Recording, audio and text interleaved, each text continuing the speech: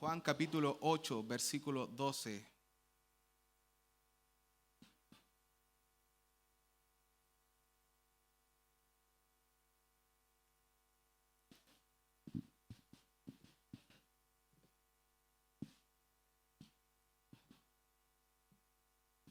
Juan capítulo 8, versículo 12. Ese primero.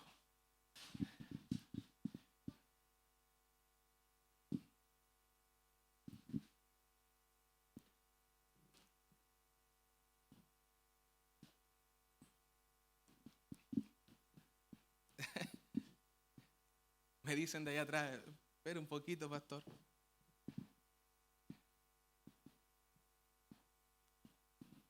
Bien, si lo han encontrado en la palabra lo podemos leer, no es necesario que lo pongamos en la pantalla. ¿Cuántos han encontrado en su Biblia la palabra?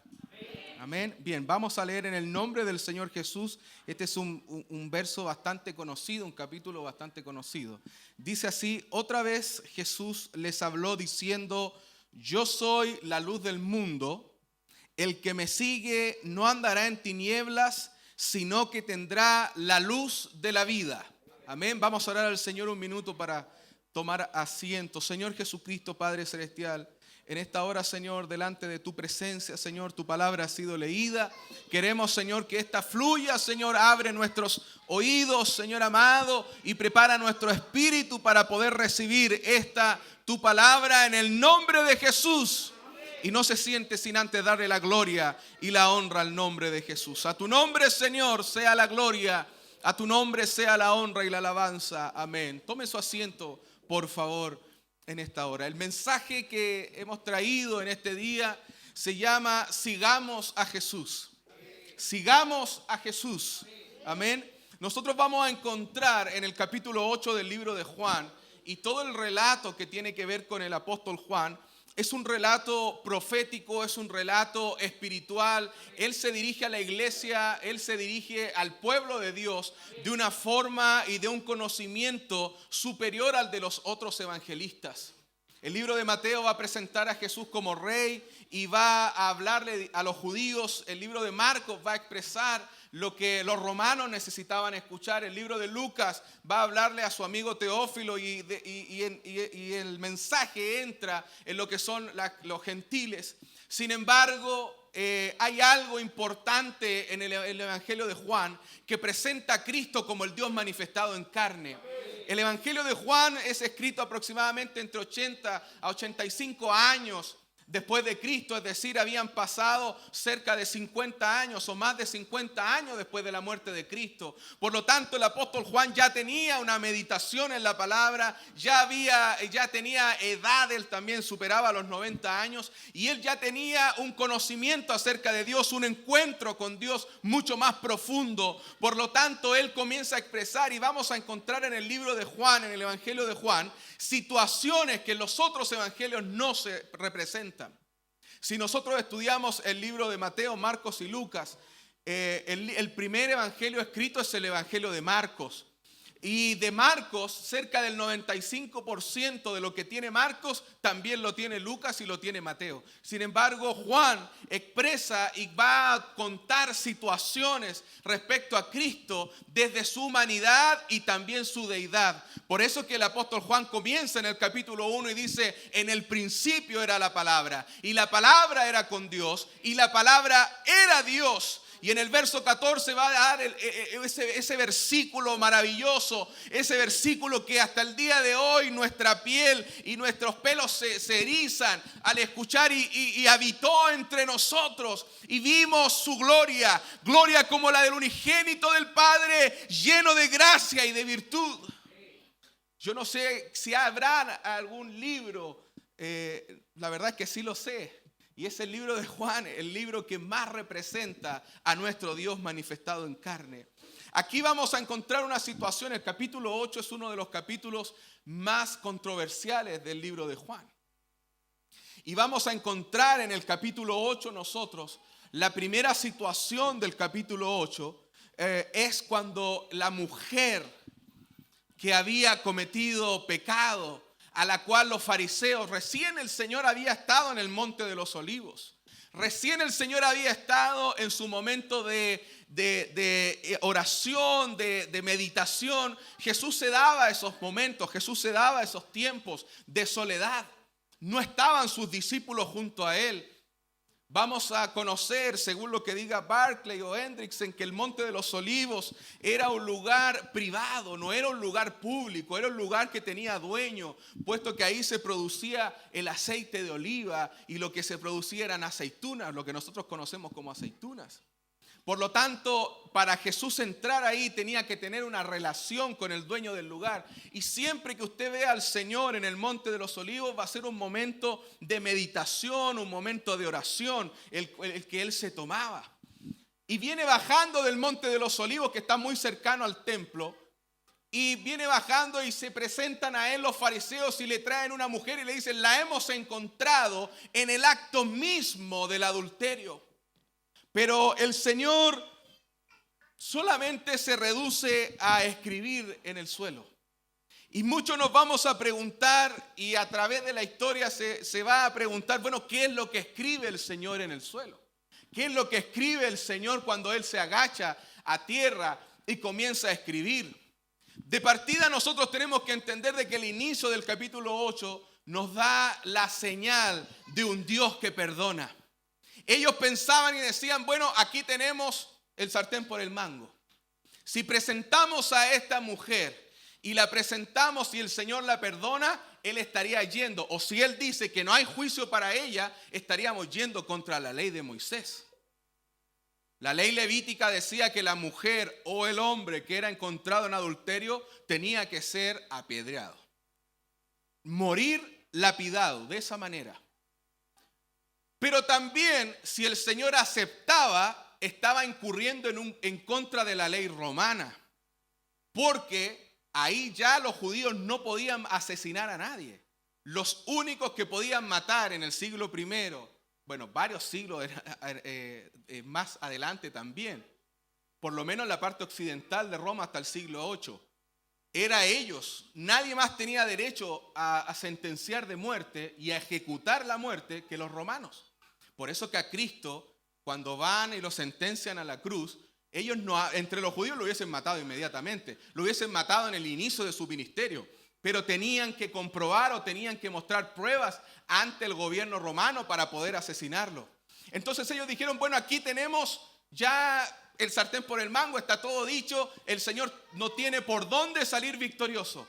Pero de pronto ellos no sabían a quién se estaban enfrentando. Ellos no sabían con quién estaban hablando. Ellos no tenían idea que el que estaba ahí era el Dios manifestado en carne. Era el Dios todopoderoso, aleluya, dueño de la vida, dueño de la muerte.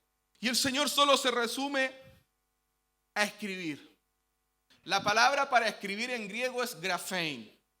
Cuando nosotros vemos en la palabra del Señor y vamos al original griego, el Nuevo Testamento está escrito en griego, el Veterotestamento o Antiguo Testamento en hebreo y algunos versos del libro de Daniel en arameo.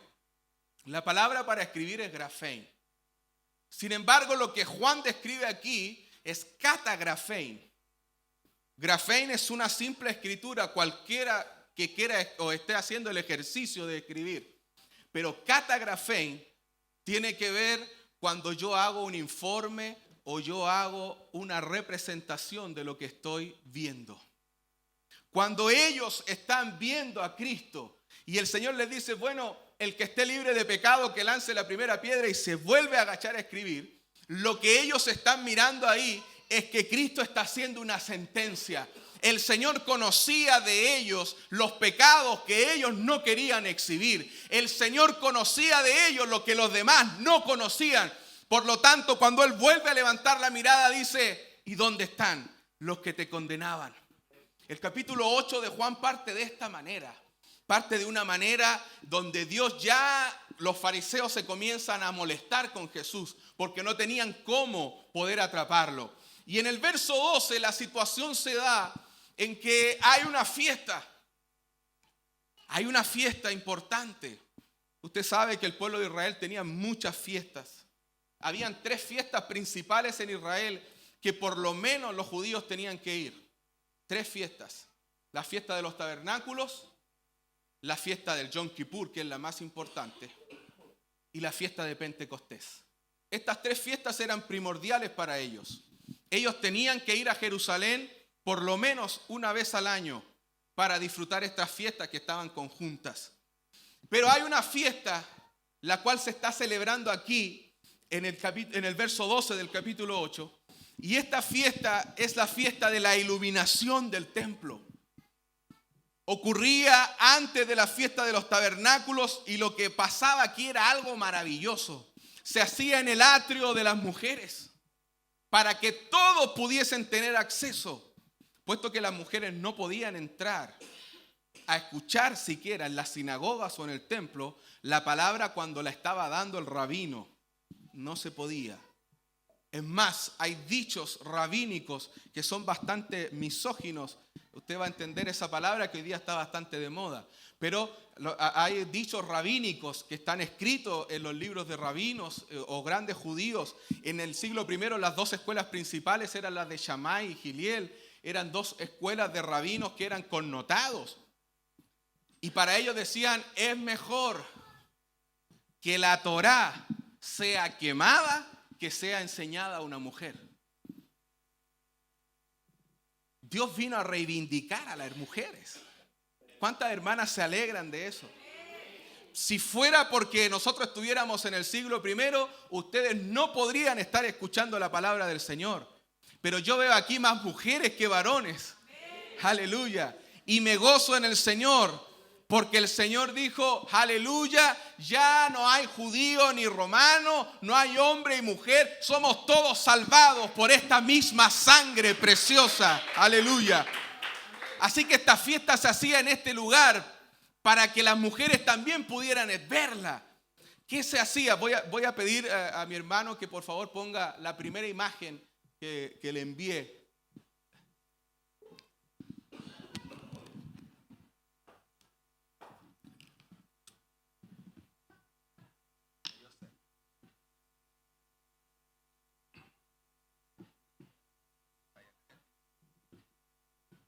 En esa imagen nosotros vamos a ver cómo todos llegan con sus propias luminarias en la mano.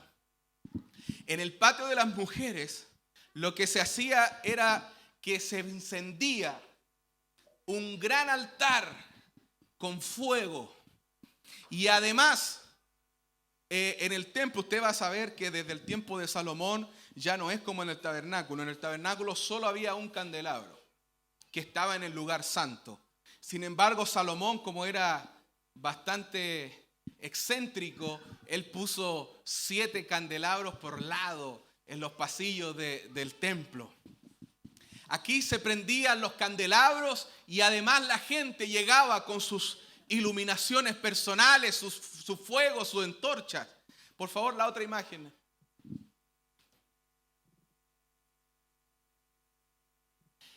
La leyenda o lo que los judíos decían es que cuando se encendía esta llama ahí en el templo, todo Jerusalén era iluminado.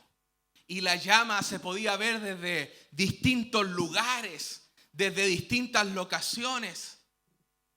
La otra imagen, por favor. Ese día era un día, la tercera, la de los sacerdotes. ¿Te mandaron 2 nomás?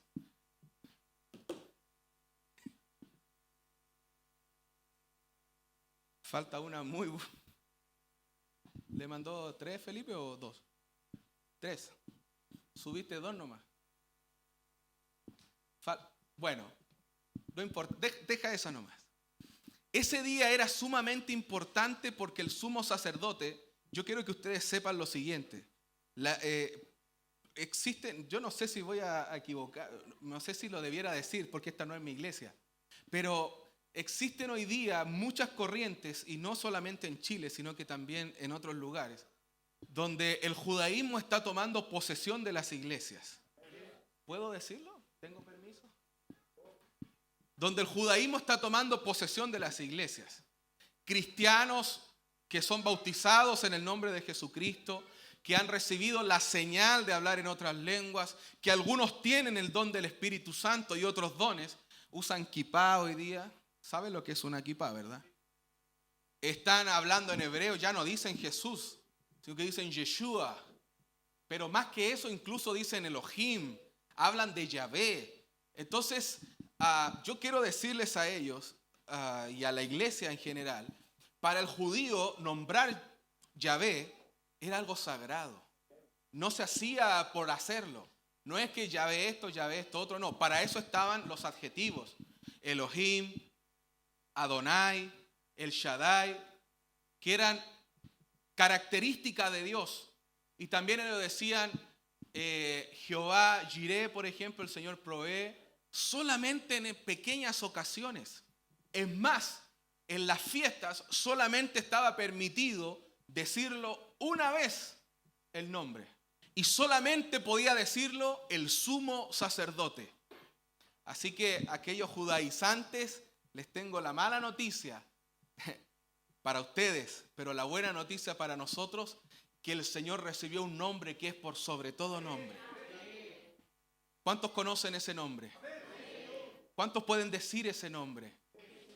Jesús. Ese nombre que es por sobre todo nombre. Mire lo que pasa aquí. El sumo sacerdote estaba preparado, tenía la llama encendida, había hombres y mujeres en ese patio y el sumo sacerdote está parado y tiene a su ayudante, tiene a los sacerdotes ahí. No confundir, porque los sacerdotes eran saduceos, no tenían nada que ver con los fariseos. Es más, eran enemigos entre ellos porque eran distintas corrientes. Por ejemplo, los fariseos sí iban a creer en la resurrección, sí iban a creer en la vida que Dios nos va a dar después, la vida eterna. Pero los saduceos no creían ni siquiera en milagros. Pero esta escena, esto que sucedía aquí, era sumamente importante. Estaban todos en silencio, estaba el rabino, el sumo sacerdote listo para leer la Torá, la palabra del Señor, y de pronto sufre una interrupción. Era el día, era el momento en que él iba a decir: Yahvé es la luz, Yahvé es nuestra luz. Para los judíos, para la palabra, una de las características de Dios es que Él es la luz. Amén. Yo creo que el pastor, como se llama luz y sal, es absolutamente seguro de que el pastor les enseñó lo que es ser luz y sal. Entonces el Señor se para en esa fiesta, interrumpe todo y dice: momento, yo soy la luz del mundo. Yo soy la luz del mundo. Y el que me sigue no andará en tinieblas, sino que tendrá la lumbre de la vida. Ellos estaban preparados para esta fiesta. La escena era maravillosa. Había fuego por todos lados, iluminado todo el templo, todo el patio de las mujeres. Desde lejos se podía ver la llama, pero ahí se apareció la verdadera luz del mundo. ¿Qué pasa aquí? Sucede que Jesucristo provoca un quiebre tan grande que muchos de ahí querían matarlo, pero otros dijeron: este realmente es la luz del mundo. Y la luz del mundo, Él dice algo maravilloso: el que me sigue. Cuando tú estás en luz, cuando tú conoces la luz, tú no te quedas atrapado en el patio de las mujeres. Tú lo que haces es seguir a Jesucristo. Esa es nuestra luz. El mensaje de hoy, como les dije, se llama sigamos a Jesús. Y la palabra aquí que usa el Señor en esta fiesta maravillosa, donde aquí Él dice: bueno, yo soy la luz del mundo, se provoca un quiebre tremendo. Por eso que el capítulo 8 de Juan, si ustedes lo van a revisar en su hogar completo, yo se los recomiendo absolutamente que lean el capítulo 8 de Juan. Porque es primera vez que van a ver al Dios manifestado en carne, respondiendo como Dios. No se confunda. Dios, Jesucristo es Dios manifestado en carne. Pero mientras estuvo manifestado en carne, su deidad en su mayoría se usó para milagros y prodigios. Y sus enseñanzas eran acerca de buscar el reino. Pero aquí, en el capítulo 8 de Juan, Él tiene un enfrentamiento directo con los fariseos que también querían matarlo. Vamos a encontrar en el capítulo 8 de Juan de que los fariseos le van a ir a enfrentar cara a cara y le van a decir: tú eres hijo de fornicación. Qué tremendo cómo al Señor se le acusa de esa manera. En otra ocasión el Señor se quedaba callado, pero aquí Él les dice, y ustedes son hijos del diablo.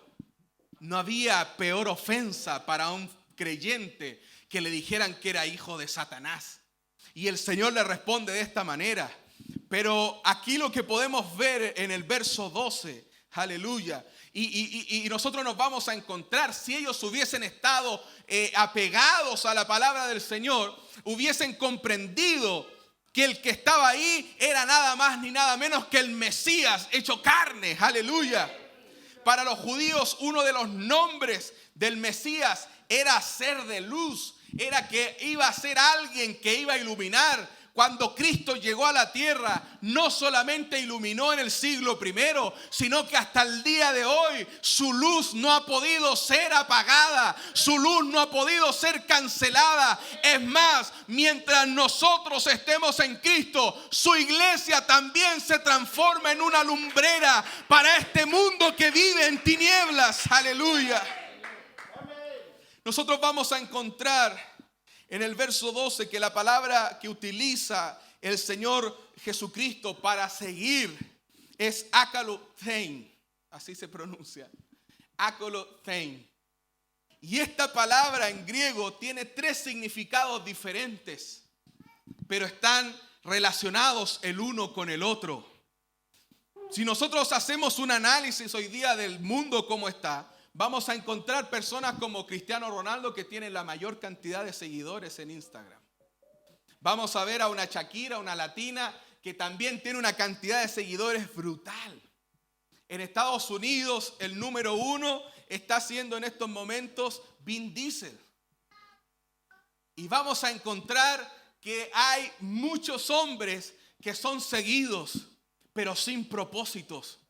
¿Qué te puede enseñar una persona famosa en contra de lo que te enseña el Señor Jesucristo?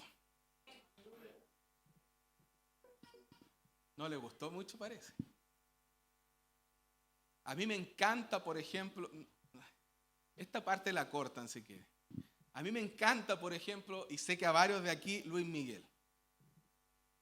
Yo sé que sí. Y Luis Miguel, después de esta serie de Netflix, ha tenido una cantidad de seguidores. Yo soy de lo antiguo, de ahora te puedes marchar y todas esas cosas. De lo antiguo de Luis Miguel. No es que sea seguidor, pero sí soy fan. Antes de la serie, antes de todas estas cosas, a mí siempre me ha gustado Luis Miguel.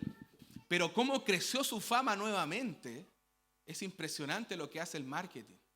¿Sabe? Nosotros transmitimos, ustedes transmiten aquí, nosotros transmitimos en nuestra iglesia y a veces a quienes estamos en el liderazgo nos da un poco de pena el ver cómo nuestras transmisiones no son comparables a lo que, por ejemplo, alguien como Luis Miguel hoy día se para, se hace un streaming y millones de personas lo van a estar viendo.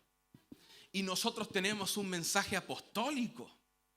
Nosotros tenemos el mensaje de la verdad. Yo nunca me voy a olvidar cuando el apóstol José Ignacio Fuentes, predicando, dijo: nosotros entregamos un mensaje de verdad. De verdad.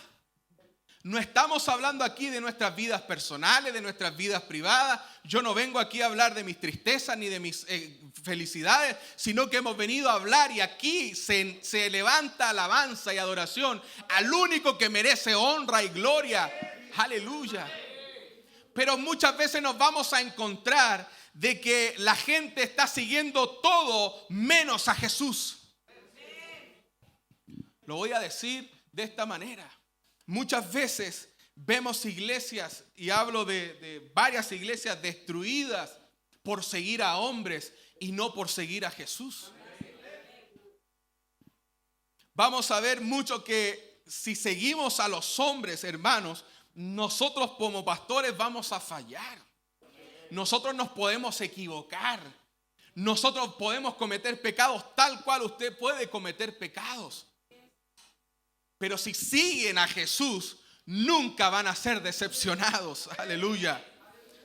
Uno de los primeros significados de esta palabra es seguir a Jesús como un sabio consejero. La nación de Israel tenía una organización que incluía a hombres sabios. Nosotros lo vamos a ver en Jeremías capítulo 18, verso 18. David buscó también el consejo de hombres sabios como Aitofel y Usaí Arquita. Eso lo vamos a ver en 2 de Samuel capítulo 17.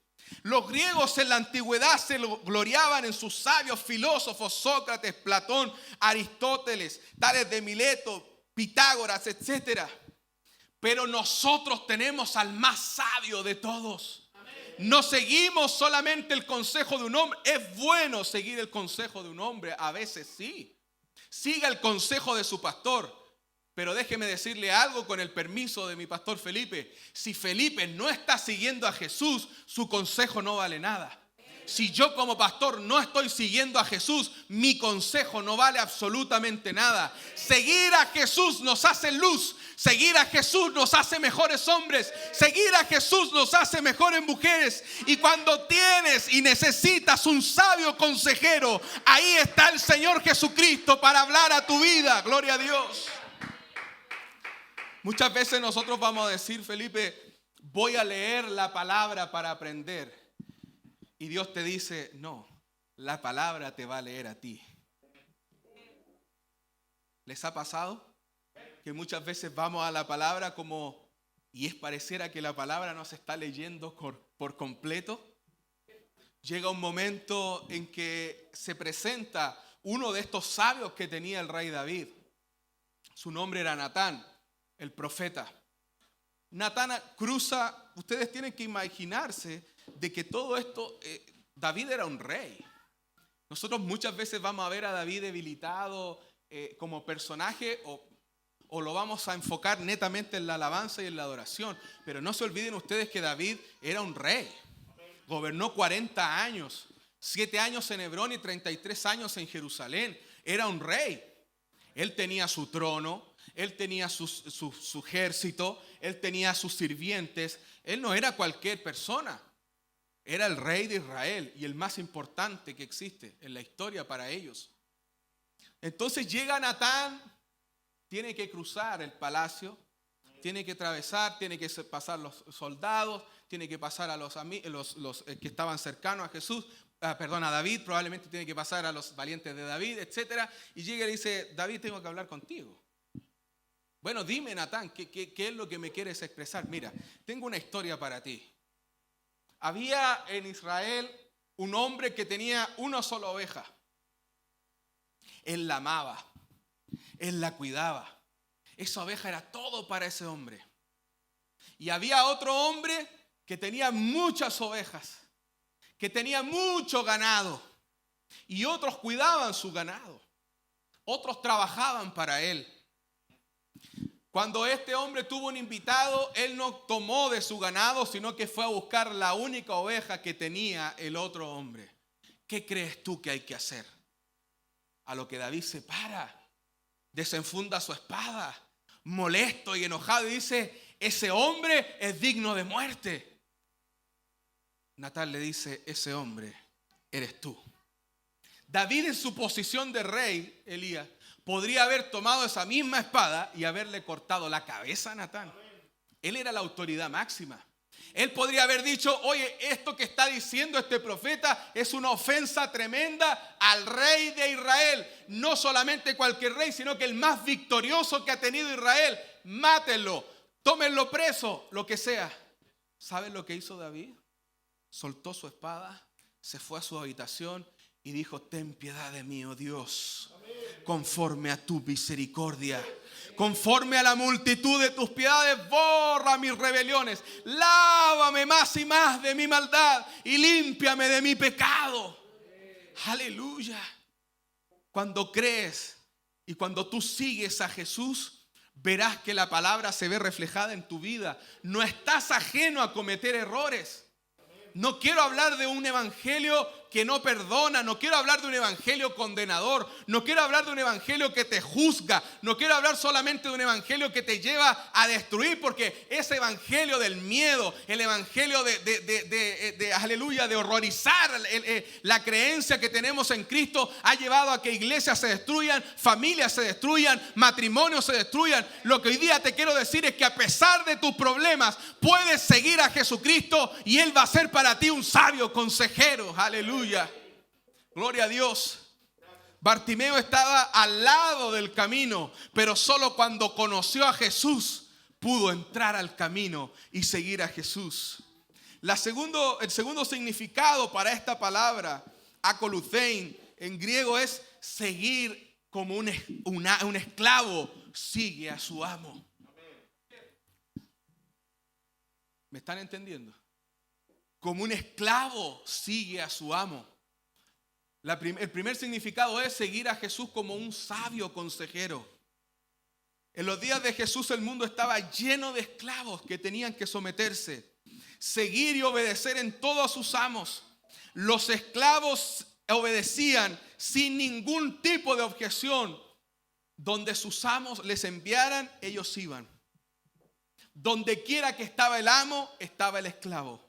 Y siempre estaba dispuesto a cumplir las órdenes de su amo.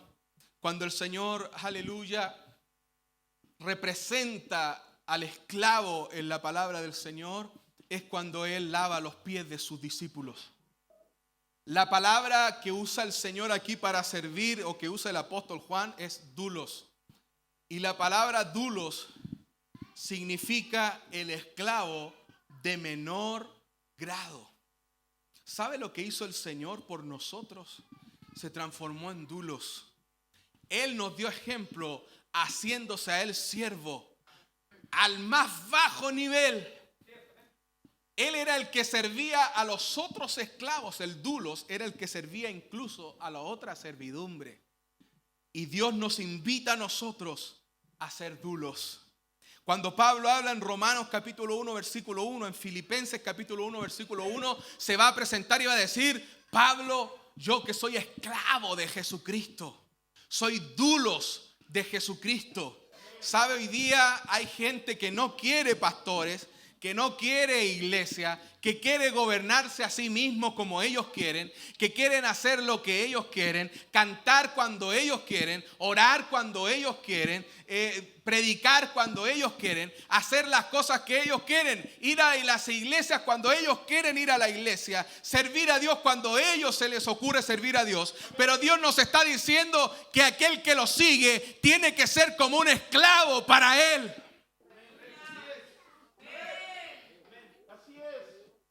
No aquí, pero en la zona sur sí pasa. Hay muchos que no quieren ser discípulos, que no quieren ser siervos. Muchos que buscan puestos y otras posiciones.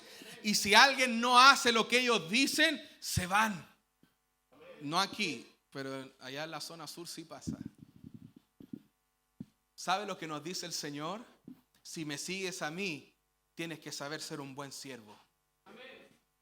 Si me sigues a mí, tienes que ser fiel a tu pastor. Si sigues a Jesús, eres fiel a tu iglesia. ¿Sabe lo que pasaba? Existía en Israel lo que se llama jubileo. Cada 50 años los esclavos eran liberados. Las propiedades eran devueltas a los deudores. Las deudas eran perdonadas. ¿Sabe que el esclavo, cuando llegaba donde el amo, el esclavo le decía: ya eres libre, te puedes ir? Pero habían amos que habían sido tan buenos que los esclavos se querían quedar. Y ellos tenían que decir estas palabras: amo tu casa, amo tu familia, me siento bien en tu casa, me siento bien contigo. Amo tu casa, amo tu familia, me gusta estar contigo, me gusta estar en tu casa, me sienta bien estar aquí. ¿Para cuántos les gusta estar en la casa del Señor? ¿Sabe lo que te ofrece el mundo? Haz lo que quieras. ¿Saben lo que hizo el Señor cuando el diablo le ofreció todos los reinos de esta tierra? No, yo no necesito eso, dijo el Señor. El diablo dijo, esta es mi oportunidad, Dios está manifestado en carne, ahora es un hombre, va a tener las vulnerabilidades, va a estar vulnerable ante mis ataques, porque yo he engañado a los más grandes del mundo. ¿Cómo no voy a engañar a Dios que ahora está hecho hombre? Y él le dice, si postrado me adorases, todo lo que ves es tuyo. El Señor le dice, no.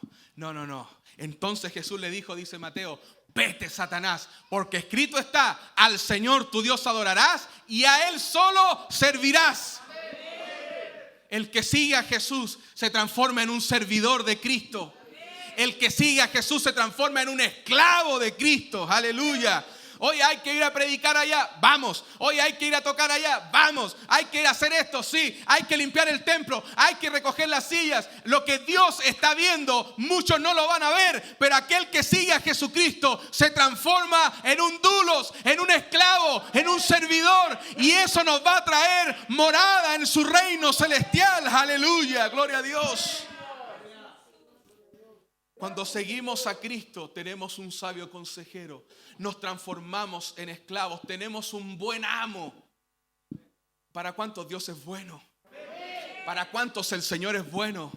¿Cuántos pueden decir, me gusta tu casa, Señor?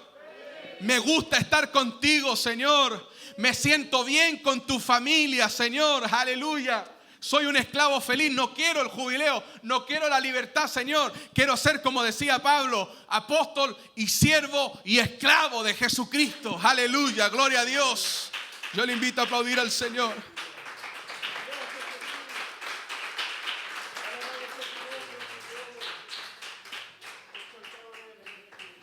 La tercera y final significado de esta palabra es seguir un soldado a su capitán. En los días de Jesús, las naciones en ese entonces estaban constantemente en guerras. Es más, hoy día estamos constantemente en guerras. Lo más triste es que muchas veces la guerra no solamente es con el diablo, sino que es entre nosotros mismos. No aquí, pero en la zona sur sí. Mejor digo Puente Alto porque la zona sur es muy grande. Y las guerras que se libran muchas veces son disfrazadas de guerras santas. Yo estoy defendiendo el nombre. ¿Sabe qué?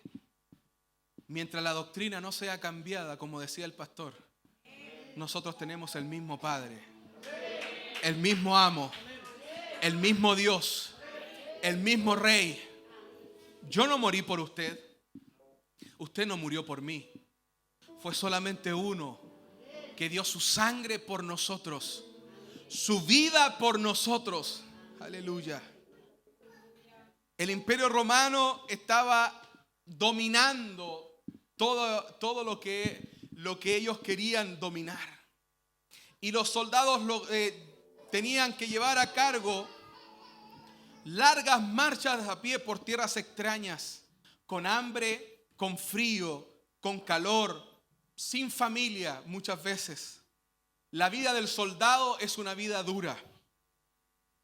La vida del soldado es una vida que no siempre va a estar con victorias, no. Es más, si usted hace un análisis de su propia vida, o bien hago un análisis de mi vida, son muchas más las derrotas que hemos tenido que las victorias. Es por eso que las victorias se disfrutan tanto. Porque quien a lo mejor no ha querido aquí, y hablo humanamente, Dios conoce todas las cosas, pero no se olviden que nosotros tenemos libre albedrío, es decir, el Señor nos permite el tomar nuestras propias decisiones y nuestros propios caminos. ¿Quién en sus decisiones de vida no ha tenido algún fracaso económico a lo mejor? ¿Quién a lo mejor en su vida no ha tenido a lo mejor algún fracaso amoroso? ¿Quién a lo mejor en su vida no ha tenido a lo mejor un fracaso emocional, un fracaso amoroso, un fracaso familiar?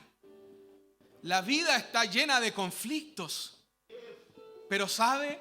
Con Jesucristo la victoria está asegurada. Y podemos pensar y decir, bueno, ¿qué victoria está hablando, pastor, si yo he vivido de fracasos? ¿Sabes qué victoria? la de tener un cielo nuevo y una tierra nueva.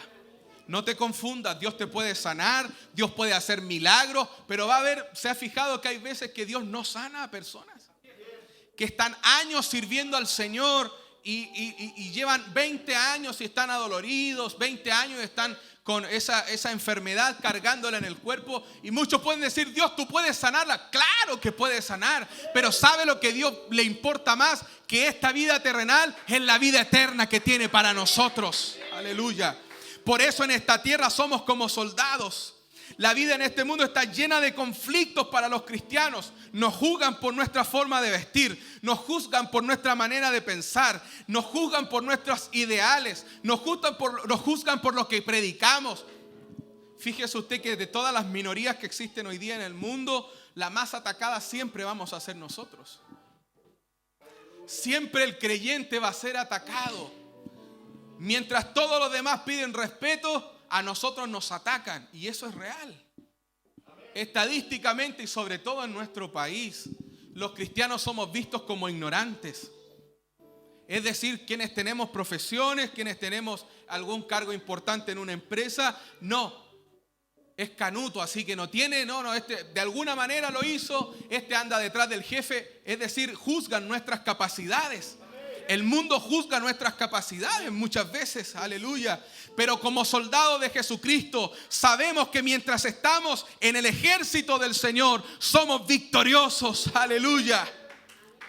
Nosotros debemos seguir a nuestro capitán en las batallas de la vida, porque Él nos llevará al triunfo. El apóstol Pablo dice, tú pues sufre penalidades como buen soldado de Jesucristo. Ninguno que milita se enreda en los negocios de la vida a fin de agradar a aquel que lo tomó por soldado. Aleluya.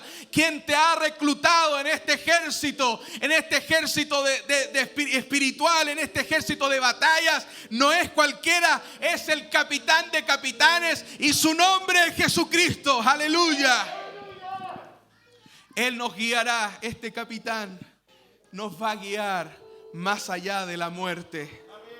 Debemos seguir a Jesucristo. ¿Cuántos pueden decir, quiero seguir a Jesús? Me gusta tu casa, Señor.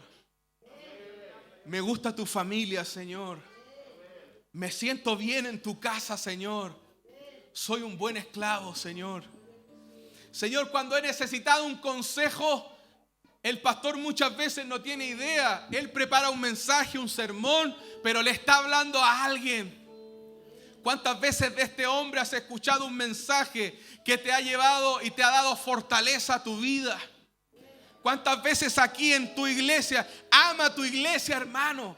Ama este lugar como tu propia vida. Porque cuando nadie más allá afuera te quiera recibir, estoy seguro que aquí habrán pastores, habrán ministros, aleluya, que con los brazos abiertos te van a estar esperando. Porque ellos también son seguidores de Jesús. Y como en el capítulo 8, en el versículo 1, esta mujer fue rechazada, Jesucristo la tomó en sus brazos. Aleluya, gloria a Dios. Seguimos a Jesús porque Él es nuestro sabio consejero. Seguimos a Jesús porque Él es nuestro buen amo. Y seguimos a Jesús, aleluya, porque Él es el único que nos puede guiar más allá de la misma muerte. ¿Cuántos a lo mejor, no quiero entrar en su vida privada, pero cuántos a lo mejor hoy día están en un camino ambiguo? Yo no lo sé. Dejo que el Espíritu Santo me guíe a lo que tengo que decir. ¿Cuántos a lo mejor hoy día están entre seguir a Jesús o seguir al mundo? Entre un proyecto de familia que a lo mejor te va a llevar fuera de la iglesia. Yo no lo sé, pero el Señor sí lo sabe. ¿Sabe? Este lugar es tu casa. Ama a tu iglesia, ama a tus pastores, pero por sobre todas las cosas, ama al Señor Jesucristo. Síguelo a Él. Yo no sé si alguien necesita un consejo hoy día, pero el Señor está dispuesto a tocarte. Yo no sé si alguien ha estado un poquito descarriado como esclavo y ha querido tomar sus propias decisiones, pero el Señor te dice, yo soy el buen pastor, yo soy el buen amo, yo soy el que te guía. Yo no sé si alguien está pasando por alguna aflicción o alguna batalla difícil, pero el Señor es el buen capitán, aleluya. Es el que nos guiará hacia la victoria, gloria a Dios. ¿Sabe? Nosotros, a diferencia del diablo, sí sabemos una cosa. Nosotros sí ganamos. Está escrito que vamos a ganar. Está escrito que vamos a ganar, aleluya. Yo quiero invitarle a ponerse de pie en esta mañana. Como le digo, yo no sé cómo usted esté hoy. A lo mejor se ha visto rechazado por el mundo, en dificultades. Pero Dios te quiere decir, sígueme a mí. Y aunque todos te quieran apagar, vas a seguir siendo luz. Todos quisieron apagar, sus hermanos quisieron apagar a José. Muchas veces van a querer entre la misma iglesia, y no quiero exagerar, pero dentro de la misma iglesia vas a encontrar gente que no está siguiendo a Jesús. Y como no están siguiendo a Jesús, van a querer apagar tu luz. Van a querer sofocar tu luz. Los hermanos de José no fueron extraños, no fueron de otros países, no fueron de otros pueblos. Fueron sus propios hermanos los que fueron a enterrar a José. Pero a pesar de que pasaron muchos años, la luz de José nunca se apagó. No dejes que las batallas apaguen tu luz. Yo soy la luz del mundo, dijo el Señor. Y el que me sigue no andará en tinieblas, sino que tendrá la luz de la vida. Yo voy a invitar que levantemos nuestras manos por un momento. Yo no sé si alguien necesita un sabio consejo hoy día, o si alguien necesita volver a Cristo como su amo. Yo le invito a que usted comience a hablar con el Señor. Que usted comience a hablar: Señor, queremos seguirte a ti. La primera vez que, aleluya, a los seguidores de Jesús se les llamó así, cristianos, fue en la iglesia de Antioquía, donde por primera vez se utilizó una palabra, y cristiano significa seguidores de Cristo. Somos seguidores de su legado. Somos seguidores de su, aleluya, de su ejército. Somos seguidores de lo que Él hace en nuestra vida. Sigue a Jesús, y aunque todos quieran apagarte, tu luz nunca se va a apagar. Sigue a Jesús, y aunque todos quieran, aleluya, que verte enterrado, nadie podrá hacerte frente, porque Jesús nos da la victoria. Aleluya, gloria a Dios. Señor, te ruego en esta hora por esta iglesia, Señor. Son 18 años. Y a lo mejor han tenido procesos difíciles, a lo mejor han tenido momentos difíciles, pero mientras te sigan a ti, Señor, van a ir en la victoria. Mientras amen tu casa, mientras amen a sus pastores, mientras respeten este lugar, aleluya, van a ser prosperados, van a ser bendecidos, Señor, aleluya. Oh, aleluya, Señor, queremos seguirte a ti. Porque si te seguimos a ti, Señor amado, aleluya, podemos siempre ser aconsejados para bien. Porque si te seguimos a ti, Señor amado, tú nos cubres. Tú eres el buen amo, Señor, y tú eres el buen capitán, Señor. Seguimos tu nombre. Seguimos, Señor amado, aleluya, lo que tú has dejado. Seguimos tu legado, Señor. Seguimos siendo luz para el mundo, Señor amado. Aunque se levanten, aleluya, frente contra nosotros, no tememos, Señor, porque tú estás con nosotros, porque tú estás conmigo, aleluya. Tu vara y tu callado me infundirán aliento, Señor, aleluya, aleluya, aleluya, aleluya, aleluya. Oh, risata la mashia, la mahaya, la masanda. Aunque se levanten fuertes sobre nosotros, aunque estemos encarcelados espiritualmente, Señor, el apóstol Pablo desde la cárcel podía decir a la iglesia de Filipenses: todo lo puedo en Cristo que me fortalece. Aleluya. Tú eres nuestra fortaleza, Señor. Tú eres quien nos levanta, Señor Jesucristo. Tú eres quien nos restaura, Señor, cuando estamos en necesidad. Tú eres quien restaura nuestro corazón, Señor. Tú eres nuestro sabio consejero. Tú eres nuestro buen amo, Señor, nuestro buen pastor. Que si en el camino estamos heridos, tú sanas y curas nuestras heridas. que si han roto nuestro corazón, aleluya, oh sandala mahaya la masata la mariba, que si nuestro corazón está destrozado, tú lo puedes cambiar por uno nuevo, Señor. Que cuando más queremos, Señor, desistir, es cuando más tú tocas nuestro corazón. A lo mejor hemos tenido problemas, Señor. A lo mejor se ha levantado el enemigo contra nosotros. A lo mejor como Job, Señor amado, nos ha dado alguna enfermedad. Hemos perdido algún familiar. Hemos perdido a lo mejor nuestra finanza. Oh, pero vamos a decir al final: mas ahora mis ojos te ven. Aleluya. Conozco que todo lo puedes, Señor. Conocemos que tú todo lo puedes, Señor. Aleluya, aleluya. Iglesia, siga a Jesús. Siga a Jesús. Los hombres fallamos, los letreros nos equivocamos, pero Jesucristo no tiene falla. Él es perfecto y para siempre su misericordia. Aleluya, aleluya. Gloria a Jesús. Seguimos a ti, Señor. Te seguimos a ti, Señor. Queremos seguirte a ti, Señor Jesús. Señor, donde estaba el amo, ahí estaba el esclavo, Señor. Yo quiero estar donde tú estás, Señor. En la cruz solamente 3 estuvieron contigo, Señor. Yo no quiero ser como los demás discípulos. Yo quiero estar contigo, Señor. En adversidad, en dificultad, quiero estar contigo, Señor. Quiero seguirte a ti, Señor Jesucristo. Quiero seguirte a ti, Señor amado, porque solamente en ti encuentro refugio, Jesús. Aleluya, aleluya, aleluya. Oh, aleluya, aleluya.